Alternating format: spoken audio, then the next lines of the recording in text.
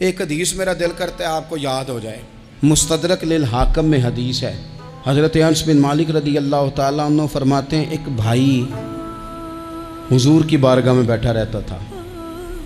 निकम्मा नहीं था, शारहीन हदीस कहते हैं कि किसी मजबूरी से वो काम नहीं कर पाता था, या करता था तो काम आगे नहीं चल पाता था। ज़हनी सलाहियत ही शायद ज़्यादा नहीं थी। ये हदीस मिशकात में भी मौजूद है, मुस्तदरक लिल हाकम में भी मौजूद है। हज़रत अनस बिन मालिक रदी अल्लाह ताला अन्हु फरमाते हैं, वो हुजूर की बारगाह नाज में बैठा रहता था। उसके भाई ने आके शिकायत की, या रसूल अल्लाह सल्लल्लाहु ताला अलैहि वसल्लम, ये कोई काम ही नहीं करता, कोई मेहनत नहीं करता, कोई जद्दोजहद नहीं करता, आगे नहीं बढ़ता। मुझे इसकी ज़रूरियात की किफ़ालत करनी पड़ती है, मुझे जद्दोजहद करनी पड़ती है, मुझे इसके मामलात का ख्याल रखना पड़ता है, आप इसे समझाएं। तो हुजूर ने बहुत सारे लोगों को समझाया जो काम नहीं करते थे।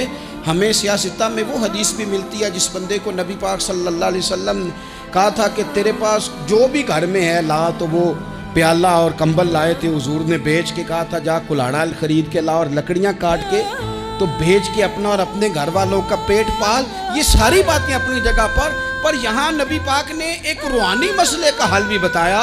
अल्लाह के महबूब अलैहिस्सलाम से अर्ज़ की, हुजूर ये यहीं बैठा रहता है और सारे ही काम मुझे करने पड़ते हैं। हुजूर ने नज़र मुबारक उठा के भाई की जानिब देखा जो भाई का शिकवा कर रहा था, तो करीम महबूब फरमाने लगे, हो सकता है ये जुमले मेरे महबूब के, इनको कहीं लिखना, इनकी मिठास देखो, इनका हुस्न देखो, और भाइयों की मोहब्बत के बीच जो रसूल पाक पैबंद लगा रहे हैं और जोड़ रहे हैं, और जिस अंदाज में भाई को भाई से मिला रहे हैं, उस लहजे के हुस्न की मिठास को भी जरा चख के देखो।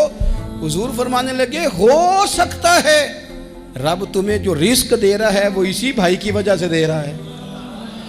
भाई भाइयों दे वैरी हुंदे ते भाई ही भाइयों दियां बावां।